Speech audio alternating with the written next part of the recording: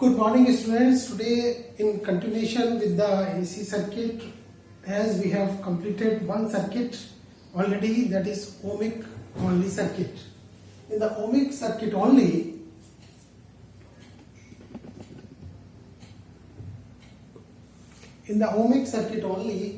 the resistance is there. Here the second one is L only circuit, mean a circuit which is consists only a coil of inductance L joined to an AC source. So it is the circuit diagram. So what happens? A voltage is developed across on supplying this AC supply. So a voltage is developed across it, that is EL, due to the change in the alternating voltage changes regularly. So this is the AC supply V equal to V naught sin omega t.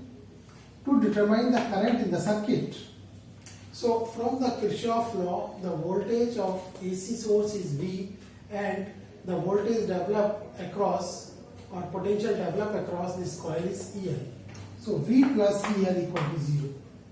As we know that this induced EMF is minus L di upon dt. We have done in the electromagnetic induction. So rearranging this negative term taken to this side and di and rest of the things are taken to other side except di. So di equal to V naught upon L sin omega t dt. Integrating both the sides, so I equals to integrating di and substituting this value di here. So V naught upon L is independent, so taken out, and integration of sin omega t minus cos omega t upon omega. So it is minus V naught upon omega L cos omega t. To change this cos omega t into sin, so it is sin 90 minus omega t. So sin 90 minus theta is cos theta. So sin pi by 2 minus omega t, and this minus is taken inside. So this will become sin omega t minus pi by 2. So sin minus theta equals to minus sin theta. So using that property of 10th standard, so it is the current. So seeing this current and voltage, so we can compare these two. So current is lagging behind by phase pi by 2. So here this V naught upon omega L is a constant, is expressed as I naught, some constant. So we can write I equal to I naught sin omega t minus pi by 2. This is equation 3, this is equation 2. The phasor diagram for this circuit, this is the reference line. This is say reference line, and the voltage is at omega t.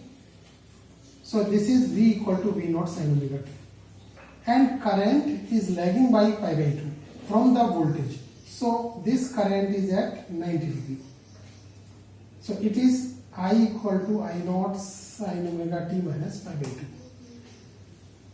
Therefore V leads I by phase pi by 2. So phase difference is pi by 2. Or we can say I lags behind V by phase pi by 2. Reactance or resistance of the circuit, this is also called as inductive reactance. So this Xn equal to V naught upon I naught. So substituting I naught from equation 2, V naught upon omega L. So Xn equal to omega L. So it is equal to 2 pi Fl. So we can see a graph. So it is asked in the board exam. This is frequency versus XL. So this is a straight line. It means XL varies with frequency of AC. So this is all about the second one, L only circuit. Thank you.